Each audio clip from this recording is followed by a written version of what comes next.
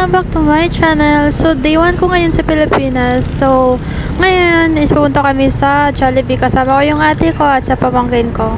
So, sana mag-enjoy kayo ng vlog. So, today is pala is nandito kami sa Capas, dito sa Tarlac City. Dumating vlog dito sa Pilipinas is July 21. So, wala na talaga akong time para mag-video pa pagdating ko dito. Kasi nga, gabi ako dumating, mga 1 AM. So, natutulog na sila. Wala na akong mag-video pa kasi sobrang pagod na talaga ako. Tapos mag-isa lang. Tapos yung travel ko pa sobrang nakakapagod talaga. So, yeah. So, ito pala yung intersection ng Capas. So, actually, excited na sana ako kain ng Mang Inasal. Kaso lang, ang daming tao kasi nga lunchtime na talaga. So, ayun, pumunta ko muna dito sa Jollibee. Dahil gusto ko rin na yung chicken. Sa akin naman is gusto ko namang inasal yung paan ng manok at saka yung halo-halo talaga yung bunta ko. So, yeah. Dito na lang kami pasok sa Jollibee kasi wala masyadong tao. Pero, maghihintay pa rin. Yan talaga yung buhay. Kailangan mo na maghintay kahit ano. So, yeah. Marami ding tao. Marami ding naghihintay. So, maganda na nga yun yung service ng Jollibee kumpara before.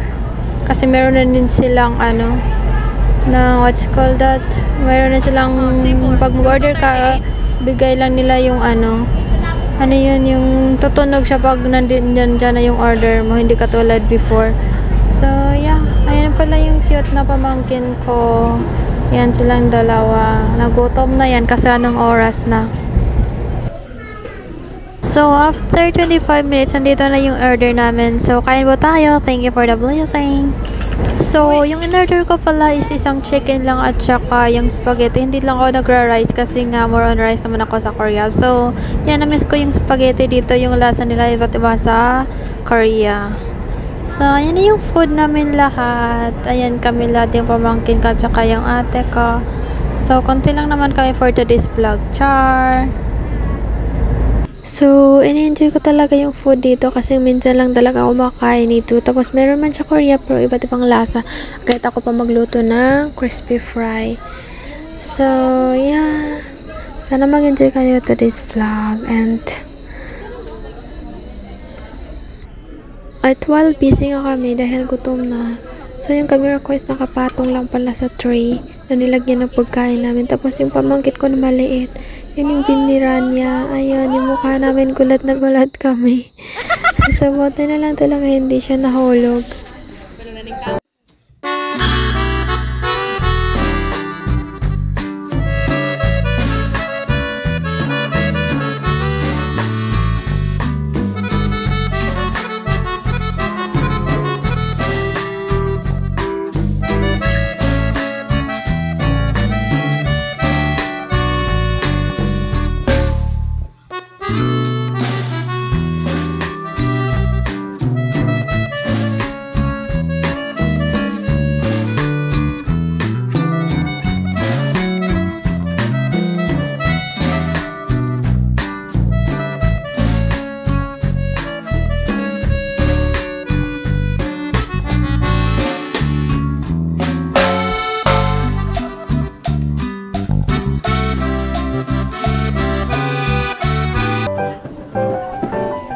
So, pagkatapos nga namin kumain, pumunta muna kami dito sa Walter Mart. Ito yung mall dito. So, palaruin ko muna yung pamangkin ko dito at saka kakain kami ng snack pagkatapos. So, ito pala yung sa loob niya.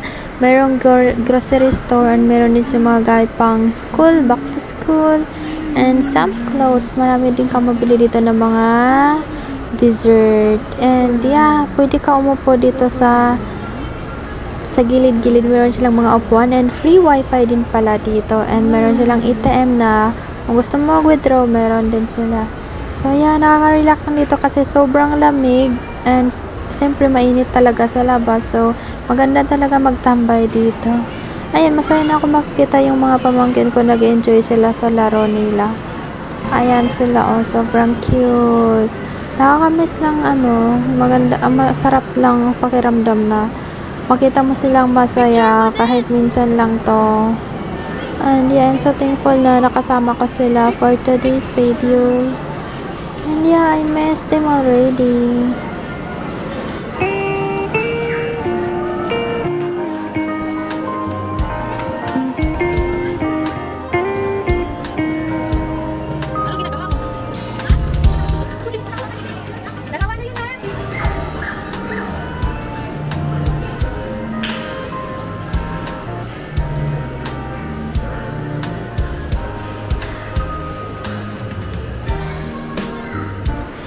pumasok pala kami dito sa grocery nila. Nagulat lang ako, ang mahal na pala ng prutas.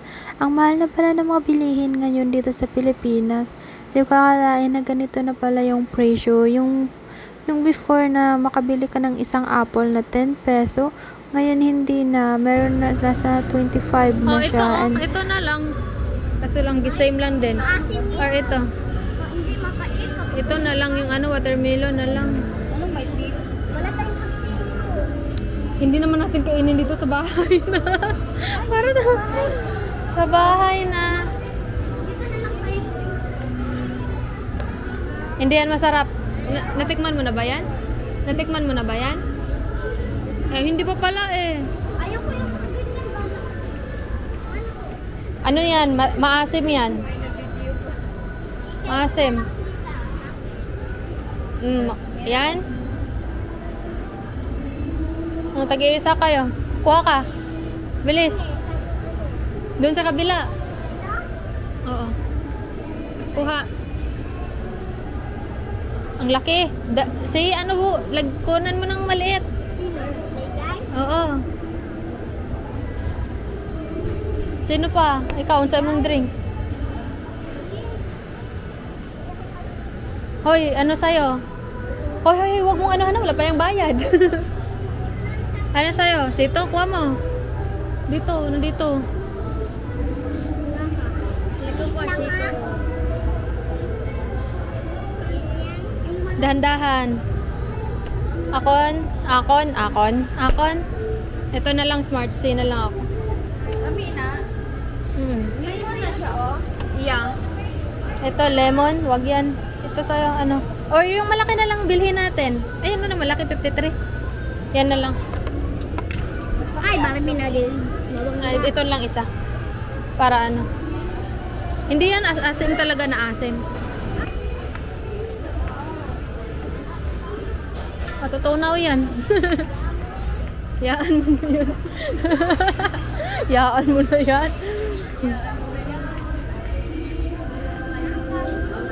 Ano yung good? Ito? Gardenia? And yan, di mo alam yung 79, ito na lang. Wet and bread. Konti ba? Or ito. Wala ba yung basket? Basket. Ay, ito lang naman bilhin natin. Asa na bilhin natin? Sa baba? Ito na lang. Sa? Ayusin mo. Ayusin mo mag-video.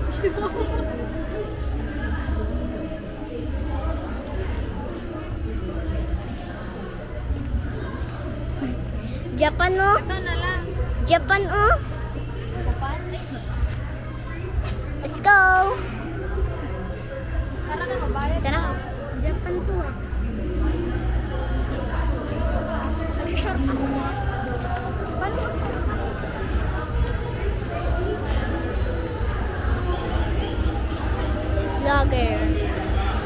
Vlogger din ako, kaya vlogger din. May Hansel. Uy, Daryl, umalis ka.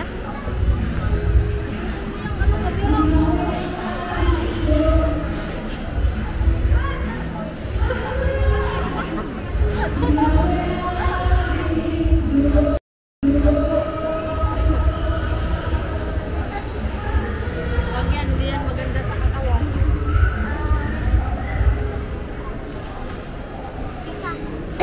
Uy, ang laki-laki naman yan.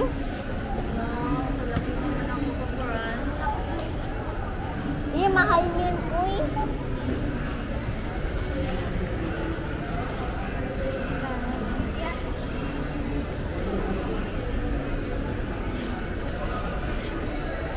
Ayusin mo yung pag-video mo dyan. Wala kang sweldo sa akin. Ang sweldo. Ako na lang. Ano ba yan?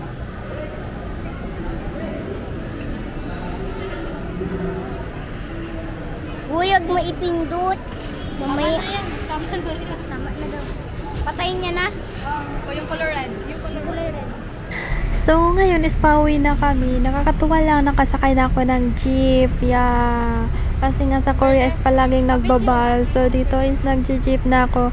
Nung medyo nanibago lang ako, lagi ako nakamask kasi nga maamoy talaga yung usok dito. Pero, yeah, nasasanay ako at na-enjoy ko na yung ano. Ayan pala yung view dito kasi Kapas, papunta kaming Bamban. Sa Bamban kasi kami. So, yeah. Sa Your Honor, hindi ko alam. Yun kami. Ayun yung naka-mask. Sobrang RG naman. Yung bayad pala namin sa jeep is 20 pesos lang. So, yeah, sa sa isang bus naman na bagong bus is 25 pesos. Pero okay naman din, may aircon kasi. Ito siya, wala sang aircon kasi open window naman siya. And yeah, sikipan talaga pag jeep talaga kasi meron niyang ruta na kailangan 8 yung kabila, 8 din yung kabila. Ganun talaga yan pag jeep talaga. So yeah, kahit mainit na-enjoy ko naman yung vacation ko doon.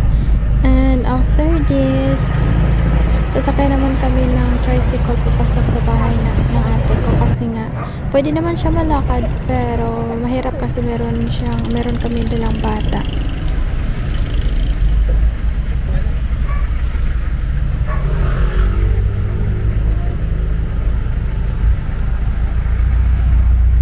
So ayun na nga, bumaba na nga kami. So ngayon isasakay naman kami ng tricycle. So, papasok sa bahay ng ate ko. Actually, pwede lang siya malakad kasi lang mayroon kaming bata at saka hapon na, ayan, siksikan kami sa loob ng tricycle. Ang liit pala ng tricycle nila dito. Katulad sa probinsya, malaki. Iba yung interior, like design nila dito. Sobrang liit.